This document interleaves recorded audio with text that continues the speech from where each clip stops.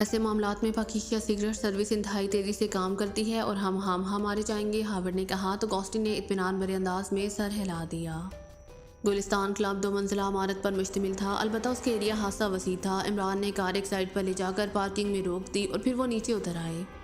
Club तबका उम्रा का ही लगता था क्योंकि वहाँ आने जाने वालों में सब अमीर और आला तबके के अफराद थे। इमरान, सफदर, टाइगर और जवाना चारों तेज कदम उठाते हॉल में दाखिल हुए तो वसी और अरीज हॉल तकरीबन खाली पड़ा हुआ था।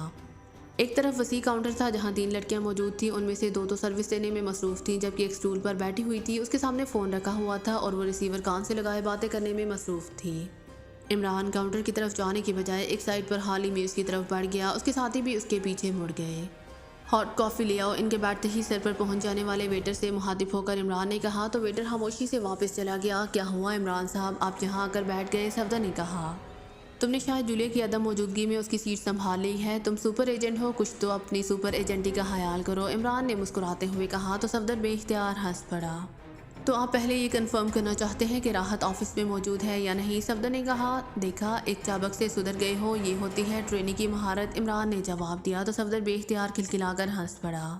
उसी लम्हे वेटर ने हॉट कॉफ़ी के बर्तन मेज़ पर रखने शुरू कर दिए। मैनेजर राहत साहब ऑफिस में मौजूद हैं, इमरान ने बड़े सरसरी से लहजे में वेटर से मुखातिब होकर कहा। यस सर, लेकिन वो किसी अजनबी से नहीं मिलते। आपको जो काम हो वो असिस्टेंट मैनेजर रॉबर्ट से मिलकर करा लें, वेटर ने जवाब दिया और वापस मुड़ गया। अब ज़बरदस्ती करना पड़ेगी, इमरान ने कहा, लेकिन उसके ऑफिस का पता तो चले कहाँ है? सफदर ने कहा, काउंटर से मालूम हो जाएगा, इमरान ने कहा तो सबने इस बात में सर हिला दिए। कॉफ़ी पीने के बाद इमरान ने वेटर को बुलाया और एक बड़ा सा नोट उसकी तरफ बढ़ा दिया। बाकी तुम्हारी टिप, वैसे मैनेजर राहत का ऑफिस तहखानों में है, ये दूसरी मंजिल पर, इमरान ने पहले की तरह उससे सरसरी से लहजे में कहा। दूसरी मंजिल पर, वेटर ने जवाब दिया और इसके साथ ही वापस मुड़ गया। आओ, इमरान ने उठते हुए कहा। फिर वो सब उठकर काउंटर की तरफ बढ़ गए जहां फ़ोन करने वाली लड़की अब फारिग बैठी हुई थी। मैनेजर राहत से कहो कि रेड एजेंसी के एशिया सेक्शन के लोग आए हैं, इमरान ने सर्द लहजे में लड़की से मुखातिब होकर कहा। चूँकि वो सब अपने असल हुलियों में थे इसलिए इमरान ने ये बात की थी। रेड एजेंसी एशिया सेक्शन, लड़की ने चूम कर कहा। मिस जल्दी करें, इट इज़ एमरजेंसी। इमरान का लहजा बेहद सर्द हो गया था। लड़की ने जल्दी से रिसीवर उठाया और नंबर प्रेस करने शुरू कर दिए। काउंटर से मैरी बोल रही हूँ। चीफ काउंटर पर 4 एशियाई अफराद मौजूद हैं, उनका कहना है कि उनका ताल्लुक रेड एजेंसी के एशिया सेक्शन से है, मैरी ने कहा। यस पास, दूसरी तरफ से बात सुनकर उसने मोदबाना लहजे में कहा और रिसीवर इमरान की तरफ बढ़ा दिया। चीफ से बात करें, मैरी ने कहा तो इमरान ने इस बात में सर हिलाते हुए रिसीवर हाथ में ले लिया। हेलो, इमरान ने रिसीवर लेकर कहा। आप कौन हैं और कहां से आए हैं? दूसरी तरफ से कहा गया, मेरा नाम दलीप है और मेरा ताल्लुक काफिरिस्तान से है। इमरान ने कहा, ओ मगर आप मुझसे क्यों मिलना चाहते हैं? दूसरी तरफ से हैरत भरे लहजे में कहा गया, रेड एजेंसी के चीफ टक्सर ने हमें हुक्म दिया है कि यहाँ पहुँचकर आपसे मिलें, फिर आप हमारी बातचीत चीफ से कराएं, उसके बाद चीफ आपको हमारे बारे में कोई खास हदायत देगा, इमरान ने कहा। सॉरी जनाब, मैं अजनबियों से नहीं मिलता, मैं पहले चीफ से बात करूँगा, उसके बाद आपसे बात हो सकती है। आप कहाँ आए हुए हैं? दूसरी तरफ से कहा गया, हम तो एयरपोर्ट से सीधे यहाँ आ रहे हैं, अब आप जहाँ कहेंगे वहीं ठहर जाएंगे। इमरान ने कहा, ठीक है, आप यहाँ होटल गुलशन में ठहर जाएं, मैं वहाँ आपको कॉल कर लूँगा। दूसरी तरफ से कहा गया, ओके, बेहद शुक्रिया, इमरान ने कहा और रिसीवर रख दिया। चीफ ने इजाज़त दे दी है, कहाँ है उनका ऑफिस? इमरान ने मैरी से कहा, दूसरी मंजिल पर लिफ्ट से चले जाएं, लड़की ने कहा तो इमरान ने इस बात में सर हिला दिया और फिर एक तरफ बनी हुई लिफ्ट की तरफ बढ़ गया। चंद लम्हों बाद वो दूसरी मंजिल पर पहुंच चुके थे। वहां गैलरी में 2 मुसल्लह अफराद मौजूद थे। चीफ ने मुलाकात के लिए इजाज़त दी है, इमरान ने ऐसे लहजे में कहा जैसे वो उनके लिए यहाँ खड़े हों और दोनों मुसल्लह अफराद ने इस बात में सर हिला दिए और इमरान आगे बढ़ गया। आखिर में एक दरवाज़ा था, इमरान ने इस पर दबाव डाला तो दरवाज़ा खुलता चला गया। इमरान अंदर दाखिल हो गया, उसके पीछे उसके साथी भी अंदर दाखिल हो गए। ये वाकई एक वसी ऑफिस था जिसे इंतहाई खूबसूरत अंदाज में सजाया गया था। बड़ी सी ऑफिस टेबल के पीछे एक मुकामी आदमी मौजूद था जो रिसीवर कान से लगाए नंबर प्रेस करने में मसरूफ़ था, लेकिन इमरान और उसके साथियों को इस तरह अंदर आते देखकर वो बेख्तियार उछल पड़ा। उसने तेज़ी से रिसीवर क्रैडल पर रखा और दराज खोलने के लिए हाथ बढ़ाया ही था कि इमरान, जो इस दौरान मेज़ की साइड पर पहुंच चुका था, हाथ बढ़ाकर उसके हाथ पर हाथ रख दिया। हम दोस्त हैं, दुश्मन नहीं मिस्टर राहत, हमें इंतहाई एमरजेंसी थी इसीलिए मजबूरन इस अंदाज में आना पड़ा, हाथ ऊपर कर लो, इमरान ने सर्द लहजे में कहा। ऑफिस साउंड प्रूफ था और सबसे आखिर में आने वाले टाइगर ने दरवाज़ा बंद करके उसे लॉक कर दिया था। माम मगर तुम कौन हो, क्या चाहते हो? राहत ने कहा। इमरान उसके अंदाज से ही समझ गया था कि वो फील्ड में काम करने वाला आदमी नहीं है। इधर आओ, मुझसे बात करो, हम सिर्फ चंद मिनट लेंगे, इमरान ने कहा तो राहत उठा और साइड से निकलकर एक तरफ पड़े हुए सोफे की तरफ बढ़ गया। उसके चेहरे पर शदीद तरीन उलझन के तासुरात नुमाया थे। मिस्टर राहत, अब ये बता दें कि रेड एजेंसी के हार्वर्ड और गॉस्टी कहाँ हैं? इमरान ने उसके सोफे पर बैठते ही कहा और उसके साथ ही उसका हाथ जेब से बाहर आ गया तो उसके हाथ में मशीन पिस्टल मौजूद था। उसके मशीन पिस्टल निकालते ही उसके साथियों ने भी मशीन पिस्टल निकाल लिए। तुम क्या मतलब, तुम कौन हो? राहत की हालत यकलहत गैर होती चली गई। वो इस तरह बोल रहा था जैसे मौत उसे यकीनी नज़र आ रही हो। जो पूछा है उसके जवाब दो और ये सुन लो कि हमने चंद बातें पूछनी हैं। इस बारे में हमें चूँकि पहले से इल्म है, इसलिए ये सवाल मैंने सिर्फ तस्दीक के लिए पूछा है। अगर तुम सही जवाब दोगे तो हम समझ जाएंगे कि तुम सच बोल रहे हो, वरना दूसरी सूरत में तो जवाब तुम दोगे लेकिन तुम्हारे जिस्म की कोई हड्डी सलामत नहीं रहेगी। ये कमरा साउंड प्रूफ है, इसलिए तुम्हारी चीज़ें भी बाहर कोई नहीं सुन सकेगा। इमरान ने कहा, लेकिन तुम हो कौन, पहले ये तो बताओ। राहत ने कहा, जितना हमारे बारे में कम जानोगे इतना ही फ़ायदे में रहोगे। मेरे सवाल का जवाब दो वरना। इमरान का लहजा यकलहत सर पड़ गया और उसके साथ ही उसने मशीन पिस्टल की नाल राहत की कनपट्टी से लगाकर उसे दबा दिया। वो पाकिस्तान चले गए हैं, राहत ने कहा तो इमरान और उसके साथी चौंक पड़े। कब? इमरान ने चौंक कर कहा, 3 घंटे पहले उनके चार्टर तैयारे ने यहाँ से परवाज़ की है। राहत ने कहा, क्या तफसील है इस चार्टर तैयारे की और वो दोनों क्यों गए हैं? इमरान ने पूछा, तैयारा स्टॉक कंपनी का है, मैंने ही बुकिंग कराई थी लेकिन मैं एयरपोर्ट साथ नहीं गया था। राहत ने कहा, मैंने पूछा है कि ये क्यों गए हैं? इमरान ने कहा, मुझे नहीं मालूम। राहत ने कहा, लेकिन दूसरे लम्हे वो बुरी तरह चीखता हुआ साइड पर जा गिरा। इमरान का ज़ोरदार थप्पड़ उसके चेहरे पर पड़ा था। माम मुझे मत मारो, मैं बता देता हूँ, प्लीज़ प्लीज़। राहत ने सीधे होकर मुंह के कोनों से निकलने वाले खून के कतरों को बाजू से पोंछते हुए इंतहाई खौफजदा से लहजे में कहा। उसका चेहरा एक ही थप्पड़ से तकलीफ़ के मारे बुरी तरह बिगड़ गया था।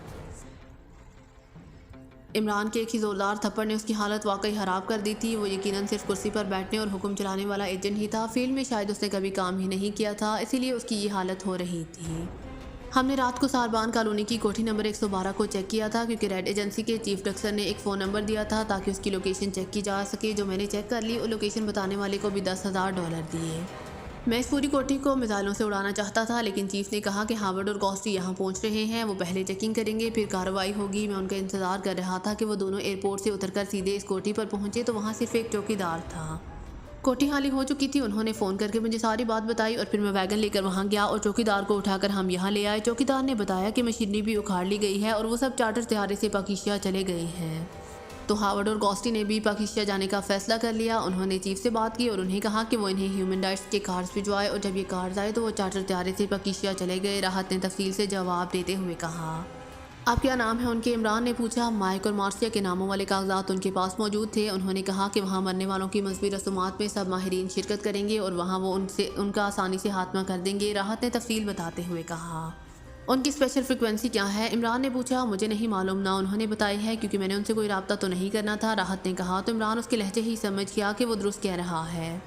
इसका ख्याल रखना जवाना, मैं फ़ोन कर लूँ? इमरान ने कहा और मेज़ पर पड़े हुए फ़ोन की तरफ हाथ बढ़ाया। फिर उसने इसके नीचे लगे हुए बटन को प्रेस करके रिसीवर उठाया और इंक्वायरी के नंबर प्रेस कर दिए। Enquiry please. रब्ता कायम होते ही एक निस्वानी आवाज़ सुनाई दी, पाकिस्तान का रब्ता नंबर बता दें। इमरान ने कहा तो दूसरी तरफ से रब्ता नंबर बता दिया गया। इमरान ने क्रैडल दबाया और टून आने पर तेज़ी से नंबर प्रेस करने शुरू कर दिए। X2 रब्ता कायम होते ही चीफ की मखसूस आवाज़ सुनाई दी। अल इमरान बोल रहा हूँ जनाब, दमाग से। अब से 3 घंटे पहले दमाग से स्टॉक कंपनी का एक चार्टर तैयारा पाकिस्तान के लिए रवाना हुआ है और वो वहाँ पहुँचने वाला होगा। उसमें रेड एजेंसी का हार्वर्ड और गॉस्टी दोनों एजेंट मौजूद हैं। वो ग्रुप के खात्मे के लिए दोबारा पाकिस्तान पहुँच रहे हैं। आप राह करम उन्हें कवर कर लें। इमरान ने कहा ठीक है। दूसरी तरफ से कहा गया और इसके साथ ही रब्ता ख़त्म हो गया तो इमरान ने रिसीवर रख दिया। राहत, अब मैं तुम्हारे सामने 2 सूरतें रखता हूँ, इनमें से जो तुम्हें पसंद आए वो तुम मुंतखब कर लो। इमरान ने मुड़कर इंतहाई संजीदा लहजे में राहत से मुखातिब होकर कहा, कौन सी सूरतें? राहत ने चौंक कर कहा, पहली सूरत तो यह है कि तुम हमारे लिए यहाँ से पाकिस्तान के लिए तैयारा चार्टर कराओ और साथ जाकर हमें एयरपोर्ट छोड़ाओ, और दूसरी सूरत ये कि हम गोली मारकर तुम्हें हलाक कर दें फिर खुद जाकर तैयारा चार्टर कराकर पाकिस्तान चले जाएँ।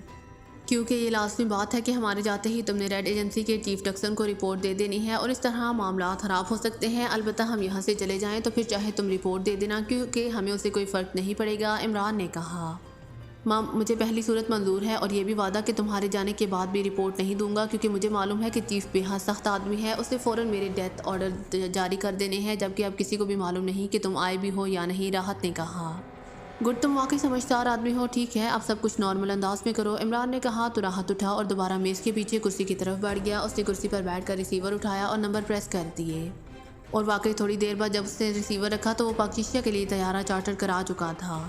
हार्वर्ड और गॉस्टी दोनों चार्टर तैयारे में मौजूद थे। अब पाकिस्तान का एयरपोर्ट सिर्फ आधे घंटे के फासले पर रह गया था कि सेकंड पायलट अपने कैबिन से बाहर आया। उसके हाथ में एक कार्डलेस फ़ोन मौजूद था। आपकी कॉल है जनाब एक्रीमिया से, सेकंड पायलट ने कहा और फ़ोन पीस हावर्ड की तरफ बढ़ा दिया और फिर खुद वापस चला गया। एक्रीमिया से चीफ की, लेकिन उन्हें इस तैयारे का मखसूस नंबर कैसे मालूम हो गया? हावर्ड ने हैरान होकर कहा, फिर फ़ोन का बटन प्रेस कर दिया। हेलो, हावर्ड बोल रहा हूँ। हावर्ड ने कहा, डक्सन बोल रहा हूँ। हावर्ड, क्या तुम्हारा तैयारा बाकिशिया पहुँच चुका है? दूसरी तरफ से कहा गया, नहीं जनाब, आधे घंटे बाद पहुँचेगा। हावर्ड ने हैरान होकर कहा, वहाँ बाकिशिया एयरपोर्ट पर तुम्हारी गिरफ्तारी या हलाकत के इंतजाम किए जा चुके हैं, इसीलिए तुम पायलट से बात करके तैयारे को बाकिशिया के दारुल हुकूमत के एयरपोर्ट के बजाय उनके दूसरे बड़े शहर को हिसार के एयरपोर्ट पर लैंड कराओ और वहाँ कार के जरिए दारुल हुकूमत पहुँचो, चीफ ने कहा। ओह अच्छा, लेकिन आपको कैसे मालूम हो गया और यहाँ भी आपने रब्ता कर लिया? हावर्ड ने हैरान होकर कहा। राहत ने मुझे कॉल करके तफसील बताई है और इस तैयारे का नंबर भी उसने बताया है। पहले ये काम करो, फिर मुझे कॉल करो, मैं तफसील बता दूंगा, दूसरी तरफ से कहा गया और इसके साथ ही रब्ता ख़त्म हो गया। तो हावर्ड ने फ़ोन ऑफ किया और उसे उठाए वो कैप्टन की तरफ बैठ गया। थोड़ी देर बाद वो वापस आकर बैठ गया। क्या हुआ? गॉस्टी ने पूछा। हम दारुल हुकूमत से पहले कोहसार एयरपोर्ट पर ड्रॉप हो जाएंगे, पायलट से मेरी बात हो गई है, हावर्ड ने जवाब देते हुए कहा। पायलट को कह देना था कि वो इस बात की इत्तला दारुल हुकूमत एयरपोर्ट के हुकाम को ना दे, वरना को हिसार में भी सरकारी एजेंसियां मौजूद होंगी, गॉस्टी ने कहा। मैंने कह दिया है और पायलट को एक गड्डी नोटो को भी दे दी है। वो तैयारे में टेक्निकल खराबी की वजह से कोहिसार एयरपोर्ट पर उतरने की इजाज़त ले लेगा और बाद में दारुल हुकूमत के एयरपोर्ट पर जा उतरेगा, हावर्ड ने कहा। तो गॉस्टी ने इस बात में सर हिला दिया। राहत को कैसे मालूम हो गया ये सब कुछ? गॉस्टी ने कहा, अभी मालूम हो जाता है, हावर्ड ने कहा और इसके साथ ही उसने हाथ में मौजूद कार्डलेस फ़ोन को ऑन करके तेज़ी से नंबर प्रेस कर दिए। ये रब्ता कायम होते ही दूसरी तरफ से रेड एजेंसी के चीफ डक्सन की आवाज़ सुनाई दी। हावर्ड बोल रहा हूँ बॉस। हावर्ड ने कहा, क्या तुमने बंदोबस्त कर लिया है कोहसार में उतरने का? चीफ ने कहा। यस बॉस, हावर्ड ने कहा और इसके साथ ही उसने सारी तफसील जो उसने गॉस्टी को बताई थी दोहरा दी। गुड, लेकिन अब तुम्हें पाकिस्तान में भी बेहद होशियारी से काम करना पड़ेगा। इमरान और उसके साथी भी वापस पाकिस्तान चले गए हैं और इमरान यकीनन वहाँ पहुँचते ही सबसे पहले तुम दोनों को ही ट्रेस करने की कोशिश करेगा, चीफ डक्सन ने कहा। हमने ह्यूमन राइट्स वाली तजवीज़ ख़त्म कर दी है बॉस। गॉस्टी ने इस सिलसिले में वाकई हम बातें की हैं और अब गॉस्टी की प्लानिंग के तहत हम नए अंदाज में कार्रवाई करेंगे, हावर्ड ने कहा। पूरी तफसील बताओ, डक्सन ने कहा। तो हावर्ड ने गॉस्टी और यॉर्क टाइम्स की रिपोर्ट बनने समेत सारी प्लानिंग तफसील से बता दी। गुड, ये वाकई अच्छी तजवीज़ है। अगर कोई असलहा वगैरह तुम्हें ना मिले तो तुम लारा की खिदमत हासिल कर सकते हो, डक्सन ने कहा। यस बॉस, हावर्ड ने कहा। ये सुन लो हावर्ड कि अब तक तुम्हारी कारकर्दगी तुम्हारे अपने काम करने के मयार पर पूरी नहीं उतर रही, इसलिए मैं नाकामी के अल्फाज नहीं सुनूंगा। हमें हर सूरत में इस ग्रुप का खात्मा करना है, हर सूरत में। ये बात अच्छी तरह जहन नशीन कर लो, डक्सन ने कहा। यस बॉस, ऐसा ही होगा। वो पहले ट्रेस नहीं हो रहे थे, अब वो ट्रेस हो गए हैं, इसीलिए अब कोई मसला नहीं रहा, हावर्ड ने कहा और दूसरी तरफ से ओके के अल्फाज सुनकर उसने फ़ोन पीस ऑफ कर दिया। इमरान जैसे ही दानिश मंजिल के ऑपरेशन रूम में दाखिल हुआ, प्लग ज़ीरो एहतरामन उठ खड़ा हुआ। बैठो, इमरान ने सलाम दुआ के बाद कहा और खुद भी अपनी मखसूस कुर्सी पर बैठ गया। क्या रिपोर्ट है? हावर्ड और गॉस्टी के बारे में, इमरान ने कहा। उन्हें शायद कोई इत्तला मिल गई थी, इसीलिए उन्होंने अपना तैयारा को हिसार में ही लैंड करा लिया और फिर वहाँ से हाली तैयारा दारुल हुकूमत आया। वो दोनों को हिसार में ही ड्रॉप हो गए थे। गो बज़ाहिर पायलट ने किसी फ़नी खराबी की बात की थी, लेकिन मुझे यकीन नहीं आया, क्योंकि अगर कोई खराबी होती तो वो दोनों वहाँ को हिसार में ड्रॉप ना होते। इसलिए मैंने तनवीर की ड्यूटी लगाई कि वो पायलट से असल बात मालूम करे। उसने मुझे बताया कि पैसेंजर के नाम एक्रीमिया से किसी डक्सन की कॉल आई। फिर पैसेंजर ने एक्रीमिया कॉल की। उसके बाद पैसेंजर ने पायलट को भारी रकम देकर इस बात पर आमादा कर लिया कि वो फ़नी खराबी का बहाना बनाकर कोहिसार में लैंड कर जाए। ब्लैक ज़ीरो ने तफसील से रिपोर्ट देते हुए कहा। इसका मतलब है कि राहत ने डक्सन को पूरी रिपोर्ट दे दी। बहरहाल ठीक है, अब उन्हें तलाश करना होगा, इमरान ने कहा। मैंने कागजात की रिपोर्ट हासिल की थी और फिर मैंने अहकाम दे दिए हैं। कोहिसार एयरपोर्ट से उन दोनों के कागजात की नकूल मंगवाई गई थी, इसीलिए उनके मौजूदा हुलिये और नामों के बारे में तफसीलात जुरिया तक पहुंचा दी गई हैं, ब्लैक ज़ीरो ने जवाब देते हुए कहा। वो रेड एजेंट है, इसीलिए इतनी आसानी से काबू में नहीं आने वाले, इमरान ने कहा और इसके साथ उसने रिसीवर उठाया और तेज़ी से नंबर डायल करने शुरू कर दिए। PA2 सेक्रेटरी हाजा रब्ता कायम होते ही दूसरी तरफ से सर सुल्तान के PA की आवाज़ सुनाई दी। अली इमरान MS CDS से अक्सर बोल रहा हूँ, इमरान ने कहा। ओ इमरान साहब, आप मैं साहब से बात कराता हूँ, दूसरी तरफ से कहा गया। हेलो, सुल्तान बोल रहा हूँ। चंद लम्हों बाद सर सुल्तान की आवाज़ सुनाई दी। अस्सलाम वालेकुम वरहमतुल्लाहि वबरकातुहू। इमरान ने पूरे हुशू हजू के साथ सलाम, जैसे उसने फ़ोन ही इसी मकसद के लिए किया हो। वालेकुम अस्सलाम वरहमतुल्लाहि वबरकातुहू। दूसरी तरफ से सर सुल्तान ने जवाब देते हुए कहा। हजूर फैज़ गंजूर मोतीचूर, ओ सॉरी, ये तो शायद मिठाई की दुकान पर लिखा होता है, मोतीचूर लड्डू। अब ये नाम तो नहीं हो सकता कि मिठाई स्पेशलिस्ट की इस कदर कदीम मिठाई का नाम बदल दूं। अब वहाँ मिठाई की फहरिस्त में मोतीचूर लड्डू की बजाय मोतीचूर सर सुल्तान लिख दिया जाए। वैसे नाम कैसा रहेगा? वहाँ मिठाई लेने वाला भी खुश और खाने वाला भी। इससे ज़्यादा खुशकिस्मती कि इतनी कीमती मिठाई खाई है। ओवर, इमरान की ज़ुबान रवां हो गई, लेकिन फिर उसे खुद ही अपनी बात रोकना पड़ी क्योंकि दूसरी तरफ से रिसीवर रख दिया गया था। अरे अरे, मिठाई तो खुशी के मौके की चीज़ है, क्यों ब्लैक ज़ीरो? इमरान ने मुंह बनाते हुए कहा तो ब्लैक ज़ीरो हंस पड़ा। मेरा ख्याल है कि सर सुल्तान जिस ओहदे पर हैं, इस ओहदे पर आप ही ऐसे आदमी हैं जो उनसे इस किस्म की बात कर लेते हैं, वरना मैंने तो देखा है कि सदर मुमलिकत भी उनसे इंतहाई एहतराम से बात करते हैं, ब्लैक ज़ीरो ने कहा। अरे तो मैंने कहा उनके एहतराम में कोई कमी की है? अब तुम खुद बताओ हाली सर सुल्तान, क्या बात हुई? ये तो ऐसा ही है जैसे किसी को कहा जाए टांग ताहिर। अब तुम खुद बताओ टांग ताहिर क्या हुआ? इस तरह सर सुल्तान क्या हुआ? मोतीचूर सर सुल्तान हो तो चलो कोई बात तो बनती है, इमरान ने कहा तो ब्लैक ज़ीरो एक बार फिर बेख्तियार हंस पड़ा। उसी लम्हे फ़ोन की घंटी बज उठी तो इमरान ने मुस्कुराते हुए हाथ बढ़ाकर रिसीवर उठा लिया। उसे मालूम था कि सर सुल्तान का फ़ोन होगा, क्योंकि वो उनकी आदत जानता था। अब जब तक इमरान से उनकी तफसीली बात नहीं होगी वो बेचैन रहेंगे। X2 इमरान ने रिसीवर उठाते ही महसूस लहजे में कहा, कौन बोल रहे हो तुम, ताहिर या इमरान? सर सुल्तान ने इंतहाई गसीले लहजे में कहा। ना ताहिर ना इमरान बल्कि X2, इमरान ने इस बार असल लहजे में जवाब देते हुए कहा। इमरान, क्या तुम्हारे इस तौहीन आमेज़ मजाक का निशाना अब मैं ही रह गया हूँ? अगर तुम कहो तो मैं ये सीट ही छोड़ दूँ, सर सुल्तान ने इंतहाई गसीले लहजे में कहा। मेरे कहने से जनाब आप क्या क्या छोड़ेंगे? इमरान ने मुस्कुराते हुए कहा। मैं तुम्हारे कहने पर दुनिया भी छोड़ सकता हूँ, मेरा मतलब है खुदकुशी भी कर सकता हूँ। अगर तुमने इसी तरह तौहीन आमेज़ अंदाज में मेरे साथ मजाक का सिलसिला जारी रखा तो मैं वाकई ऐसा भी कर गुजरूंगा, सर सुल्तान ने इंतहाई जलाए हुए लहजे में कहा। आप मेरे कहने पर सिर्फ एक काम कर दें, उसके बाद मैं हमेशा के लिए मजाक बंद, इमरान ने कहा। कौन सा काम? सर सुल्तान ने चौंक कर पूछा। आंटी को फ़ोन करके कह दें कि आप इमरान से नाराज़ हो गए हैं क्योंकि इमरान ने आपसे तौहीन आमेज़ मजाक किया है, इमरान ने कहा। ये क्या कह रहे हो? नहीं, मैं उसे ये नहीं कह सकता, सर सुल्तान ने इंतहाई झिझकते हुए लहजे में कहा। ये झूठ तो नहीं, ये सच है, फिर आप क्यों झिझक रहे हैं? इमरान ने मुस्कुराते हुए कहा। ब्लैक ज़ीरो के चेहरे पर अब हैरत के तासुरात उभर आए थे। शायद वो सर सुल्तान के इस तरह झिझकने पर हैरान हो रहा था।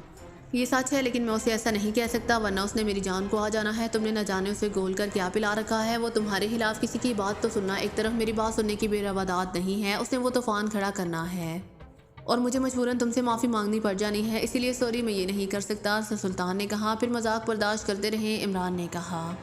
ठीक है, अब आखिर मैं कर भी क्या सकता हूँ, सर सुल्तान ने इंतहाई बेबसी से भरे हुए लहजे में कहा तो इमरान बेख्तियार हंस पड़ा। सर सुल्तान, आप बहुत ज़्यादा खुश्क मामलात में सर खपाते रहते हैं, इसीलिए मैं जानबूझकर आपसे मजाक करता हूँ ताकि आप लेवल में रहें और आपकी सेहत दुरुस्त रहे। वैसे मैं सोच भी नहीं सकता कि आपकी तौहीन करूँ, इसीलिए अब आइंदा आपसे मजाक नहीं करूँगा, इमरान ने कहा। मुझे मालूम है कि तुम मेरी तौहीन नहीं करते, लेकिन तुम मजाक करते वक्त ऐसी बातें कर जाते हो कि इंसान की सोच भी जख्मी हो जाती है, सर सुल्तान ने कहा। I am very sorry sir Sultan, आइंदा ऐसा नहीं होगा, इमरान ने संजीदा लहजे में कहा। उसके चेहरे पर वाकई ऐसे तासुरात उभर आए थे जैसे सर सुल्तान की बात सुनकर उसे बेहद अफसोस हो रहा हो। बहरहाल बताओ कैसे फ़ोन किया था, सर सुल्तान ने कहा। डॉक्टर एहसान की वालिदा, बहन, भांजी और भांजे की कुलहवानी कब हो रही है और इस सिलसिले में क्या इंतजामात हैं, इमरान ने इंतहाई संजीदा लहजे में कहा। कल सुबह है, मेरे पास कार्ड आया है, मैंने अभी पढ़ा है, सर सुल्तान ने जवाब दिया। जो माहिरीन उनके साथ दमाग से आए हैं वो कहाँ हैं, इमरान ने कहा। मुझे तो मालूम नहीं है, सेक्रेटरी ख़जाना को मालूम होगा, उनका ताल्लुक तो उनकी वजारत से है। वैसे चूँकि वो डॉक्टर एहसान के मेहमान हैं, इसीलिए हो सकता है कि वो वहीं नीलमगढ़ में ही रहाइश पजीद हों, सर सुल्तान ने जवाब दिया। ओके शुक्रिया, अब मैं खुद ही उनसे बात कर लूँगा, अल्लाह हाफिज़, इमरान ने कहा और रिसीवर रख दिया। क्या सर सुल्तान अपनी बेगम से वाकई डरते हैं जैसे आप बता रहे थे, ब्लैक ज़ीरो ने कहा तो इमरान बेख्तियार हंस पड़ा। हर शरीफ आदमी अपनी बेगम से डरता है और सर सुल्तान तो सिक्का बंद शरीफ आदमी है। वैसे जो कुछ सर सुल्तान बता रहे थे वो इस हद तक ठीक है। अगर वो मेरे बारे में आंटी से बात करते तो आंटी ने कतन उनका लिहाज नहीं करना था, वरना आंटी सर सुल्तान का बेहद एहतराम करती हैं, इमरान ने कहा। क्यों, उसकी कोई खास वजह कि आपने वाकई सर सुल्तान के बकौल उन्हें कुछ खोल कर पिलाया हुआ है, ब्लैक ज़ीरो ने कहा तो इमरान बेख्तियार खिलखिलाकर हंस पड़ा। हर आदमी की कोई ना कोई मखसूस कमज़ोरी होती है, अगर इस कमज़ोरी को दुरुस्त तौर पर इस्तेमाल किया जाए तो बड़े से बड़े फौलादी आदमी को भी मोम बनाया जा सकता है। सर सुल्तान की बेगम के वालिद मारूफ शिकारी थे, आंटी के वालिद जागीरदार नहीं थे, बल्कि वो एक मारूफ जागीरदार जिन्हें बावजह जागीरदारी अपने आप को नुमायाँ करने के लिए शिकारी बनने का शौक़ था, के पास बतौर शिकारी मुलाजिम थे और उन्हें शिकार सिखाया करते थे। फिर आंटी के वालिद को किसी जंगल से चंद ऐसे जवाहरात मिल गए जिनकी बेहद कीमत थी, चुनाचे उन्होंने वो जवाहरात फ़रोख्त कर दिए और उनसे हासिल होने वाली रकम से शेयर्स खरीद लिए। इस तरह उन्हें किसी की मुलाजमत करने की ज़रूरत ना रही और उन्होंने मुलाजमत छोड़ दी और सिर्फ शिकार खेलने तक खुद को महदूद कर लिया। वैसे वो बेहतरीन शिकारी थे और उन्होंने बतौर शिकारी खबरात और रसायल में भी बेशुमार मज़ामीन लिखे। इस तरह उनका नाम बैनुल-अक़वामी सतह पर भी मशहूर हो गया। आंटी जो उनकी बेटी हैं के लिए शिकार उसकी घुट्टी में पड़ा हुआ है और अपने वालिद की शिकारी होने पर फ़ख्र करती हैं, जबकि सर सुल्तान का ताल्लुक एक मुतवस्सित तबके के इल्म दोस्त घराने से है। उनके पूरे घराने का ओढ़ना बिछोना इल्म था और उन्होंने इस दौर में, जबकि बहुत कम लोग पढ़े लिखे होते थे, आला तालीम हासिल की और सेक्रेटरीट में मुलाजमत कर ली और अपनी बेपनाह सलाहियतों और बेहतरीन कारकर्दगी की वजह से वो आज इस पोस्ट पर मौजूद हैं। लेकिन इल्म दोस्त घराने का फ़र्द होने की वजह से उन्हें शिकार वगैरह से कतन कोई दिलचस्पी नहीं है, इसीलिए वो शिकार की बातों से ही एलर्जिक हैं। वो शिकार को फजूल और वक्त ज़ाया करने के मुतरादिफ समझते हैं, इसीलिए मजबूरन आंटी उनके सामने शिकार या अपने वालिद की शिकारी होने के बारे में कोई बात नहीं करती। और ये सिर्फ आंटी का भतीजा इमरान है जिसने ना सिर्फ आंटी के वालिद की शिकार पर मबनी तमाम कहानियाँ पढ़ रखी हैं, बल्कि वो उनकी ऐसी ऐसी शिकारी सलाहियतों से भी वाकिफ़ है कि ऐसी सलाहियतें आज तक दुनिया की किसी शिकारी में ना पैदा हुई हैं और ना आइंदा क़यामत तक पैदा हो सकती हैं। इसीलिए आंटी अपने वालिद की शिकारी सलाहियतों के कदरदान बल्कि कदरशनास के खिलाफ भला कैसे सर सुल्तान की बात सुन सकती हैं। इमरान ने कहा तो ब्लैक ज़ीरो बेख्तियार खिलखिलाकर हंस पड़ा। ऐसी ही कोई कमज़ोरी आप अपनी अम्मा बी की भी तलाश कर लें तो कम से कम जूतियाँ खाने से तो बच जाएंगी। ब्लैक ज़ीरो ने हंसते हुए कहा, यह मामला उल्टा है, अम्मा बी कमज़ोरी मैं हूँ और मेरी कमज़ोरी अम्मा बी हैं। इमरान ने मुस्कुराते हुए जवाब दिया तो ब्लैक ज़ीरो एक बार फिर खिलखिलाकर हंस पड़ा। इमरान ने हाथ बढ़ाकर रिसीवर उठाया और इंक्वायरी के नंबर प्रेस कर दिए। Enquiry please. रब्ता कायम होते ही एक निस्वानी आवाज़ सुनाई दी।